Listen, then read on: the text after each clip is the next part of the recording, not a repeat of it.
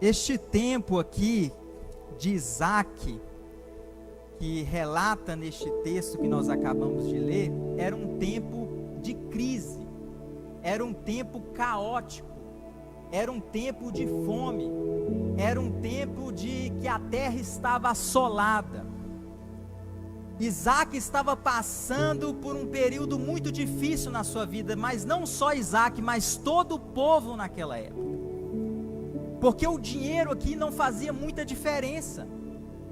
Não adiantava ter ouro e prata se a chuva não caía do céu e não molhava a terra para nascer e frutificar o alimento que eles precisavam comer. E quando Deus cerra os céus, Ele está mostrando para o homem que não adianta ter riqueza, não adianta ter ouro, não adianta ter prata, se nós não aprendermos a depender de Deus. A chuva era uma forma de Deus mostrar para o homem que o homem é dependente dele. A terra estava seca, não nascia nada, eles plantavam e não nascia. Eles estavam passando por uma crise de fome, uma crise aguda. Era uma crise tão grande que, se você voltar no capítulo 25, no final do capítulo, mostra a história de que os filhos de Isaac, que era Esaú e Jacó, a Bíblia diz que quando Esaú voltou lá do campo com fome, Jacó ofereceu ele um prato de lentilha em troca da sua primogenitura. E a Bíblia diz que Esaú estava com tanta fome que ele vendeu a sua primogenitura para Jacó, porque não tinha alimento. Esaú teve coragem de vender a sua primogenitura por causa da crise que estava assolando aquele tempo. E quando a crise assolava aquela época, o que o povo fazia? Eles corriam para o Egito, porque o Egito era o celeiro daquela época. O Egito era o país, era o lugar onde tinha a provisão que sustentava as outras cidades quando estavam em crise. Então, quando a fome assolava uma cidade, o que o povo fazia? Eles corriam para o Egito.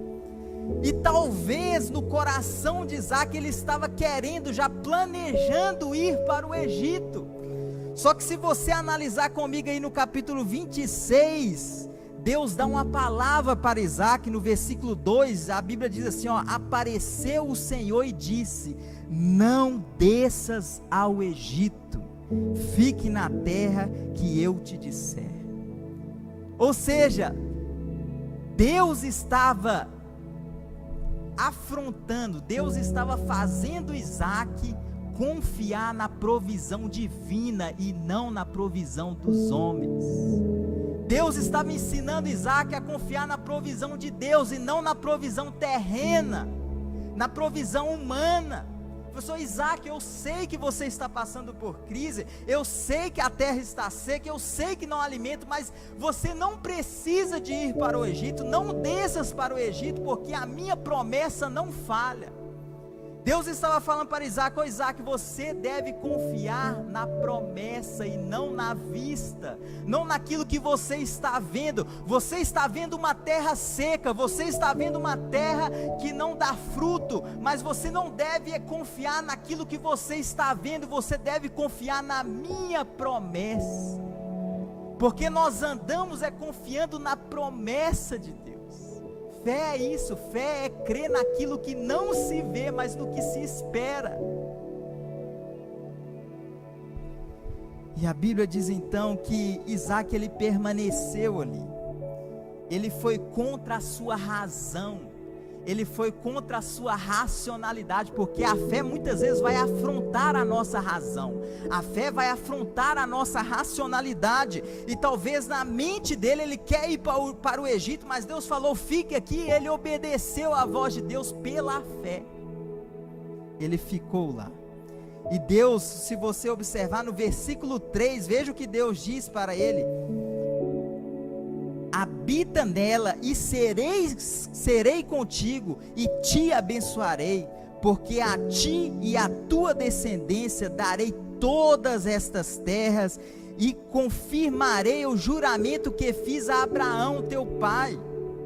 Ele diz: multiplicarei a tua descendência como as estrelas dos céus e lhe darei todas essas terras. Na tua descendência serão abençoadas todas as nações da terra.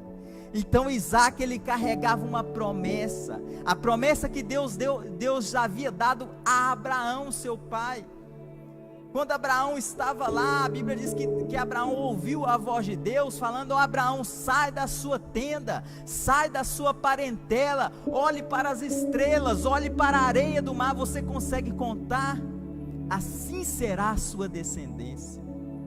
E essa promessa, a Bíblia diz aqui, se você observar no versículo 5, veja o que Deus diz: porque Abraão obedeceu a minha palavra e guardou os meus mandamentos. Ou seja, a promessa permaneceu porque Abraão obedeceu a palavra de Deus. Tem pessoas que acham que as promessas de Deus vai cumprir na vida delas, mesmo elas sem obedecerem.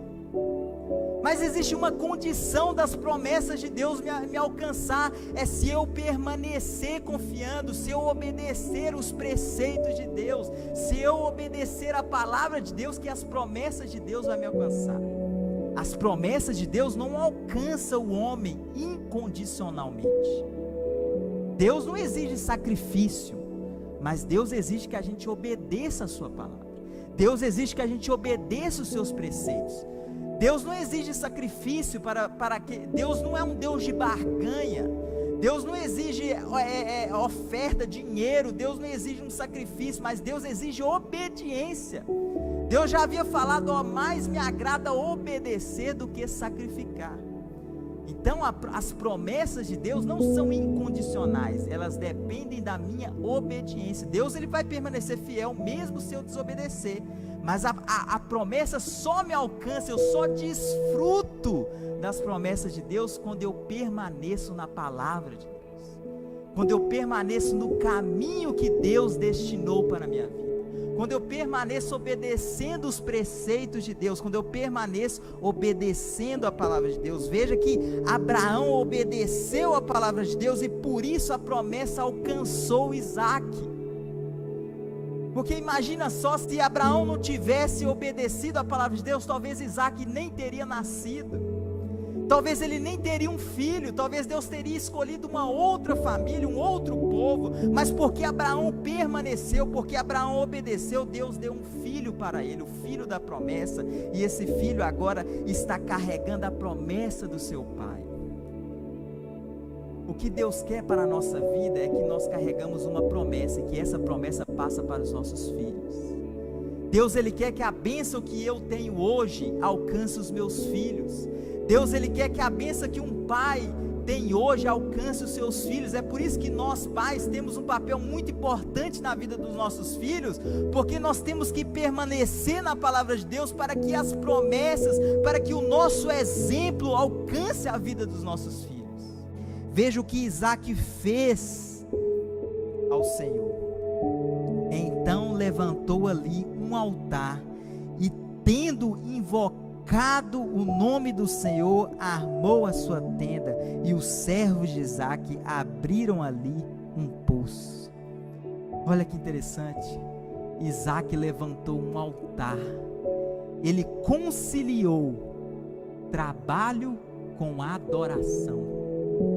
Aonde eles tinham cavado um poço, aonde estava o trabalho dele, ele levantou um altar. O que isso ensina para nós? Que nós devemos conciliar uma vida de adoração a uma vida de trabalho. Nós precisamos levantar altares no nosso trabalho, não simplesmente adorar a Deus dentro do templo, adorar a Deus dentro da igreja, mas levantar altares no nosso trabalho. Levantar altares em todas as geografias que nós estamos. A Bíblia diz que ele conciliou o poço com o altar, ou seja, ele conciliou o trabalho com a adoração. Sabe, meu amado, nós não devemos adorar a Deus só no templo, nós devemos adorar a Deus em todos os lugares que nós estamos. No nosso trabalho, na nossa escola, nós devemos levantar altares ao Senhor, altares de adoração. Ele conciliou as duas coisas. E é isso que nós devemos fazer, conciliar adoração com o trabalho. Ele levantou um altar, onde estava o poço também tinha um altar de agradecimento a Deus. Ele agradeceu a Deus, e não somente o altar, mas ele ergueu uma tenda. O que que a tenda simboliza? Família. Deus é um Deus de família. Deus é um Deus que habita no meio da família. E as bênçãos que estavam sobre Isaque, sobre a sua família, alcançaram os seus servos. Veja que interessante, os servos de Isaque abriram ali um poço. Quando nós temos as bênçãos de Deus, os nossos amigos, os nossos servos também colhem essa bênção. Porque Deus, ele usa as nossas vidas para alcançar as pessoas, para alcançar, para atingir quem está ao nosso redor.